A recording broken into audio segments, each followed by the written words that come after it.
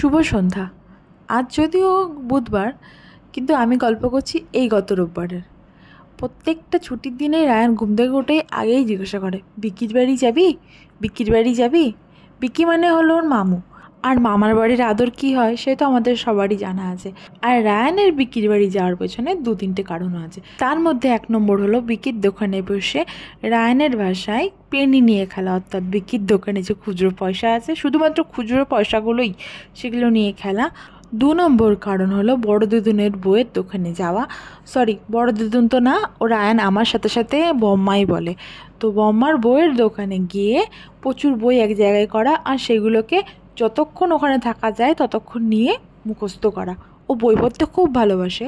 আর 3 নম্বর কারণ হলো গঙ্গার পাড়ে পার্কে যাওয়া। এই 3 নম্বর কারণটা বেশিরভাগ সময় সাকসেস হয় না, কিন্তু সেই দিন আমাদের হাতে একটু সময় থাকায় ওকে নিয়ে গেছিলাম। আর নিয়ে তো গেছিলাম, কিন্তু সে তো আর আসবে না বাড়িতে। যতবারই রায়ানকে বলা হচ্ছে রায়ান অনেক হয়েছে বাড়ি চলো, সে বলে না আর একটু আর একটু।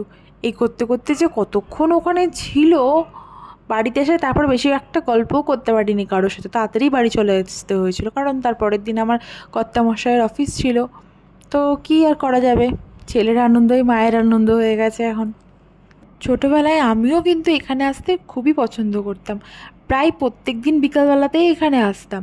বাবা বিকালে দোকান খোলার আগে আমাকে এখানে নিয়ে আসতো, আর আসার পথে কখনো ফল বা কখনো সন্দেশ কিনে নিয়ে আসতো। আমি এই পার্কে বসে খেতাম আর গঙ্গা জলের বাড়াকমা দেখতাম, বেশ ভালো লাগতো। তবে রায়ানের মতো তখন তো এত কিছু ছিল না এই পার্কে, তো সেই জন্য আর কিছুই করা হতো না সেইভাবে। আর আমি একটু কুঁড়ে প্রকৃতিরও ছিলাম, তো তার জন্য শুধু বসে বসে গঙ্গার জল বাড়াকমাই দেখতাম আর খাবারটা খেতাম, তারপরে আবার বাবার সাইকেলে করে বাড়ি চলে যেতাম। আজ যখন রায়ানকে নিয়ে আসি তখন ছোটোবেলাটা বেশ মনে পড়ে। বাবা মা আমি ভাই মানে বিকি, আমাদের সবাই মিলে কত সুন্দর একটা জমজমাট সংসার ছিল। এখন বাবাও নেই, মা তো সেই কবেই চলে গেছে। দূর, আবার দুঃখের কথা শুরু করছিলাম, কি মুশকিল আমাকে নিয়ে। যাই হোক, এখানে রায়ান কিন্তু খুব মজা করেছিল। আর এতই মজা করেছিল যে রাত্রিবেলা বাড়ি ফিরে প্রচণ্ড পরিমাণে পায়ে যন্ত্রণা করেছিল, আর সারাটা রাতই প্রায় পায়ে যন্ত্রণা করে কান্নাকাটি করছিল।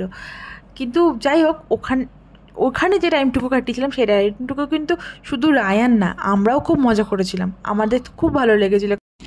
আমরা বেশ কয়েকটা ফটোও তুলেছিলাম, সেগুলোও শেয়ার করলাম। আমাদের কেমন লাগছে জানি না, কিন্তু ব্যাকগ্রাউন্ড অসাধারণ।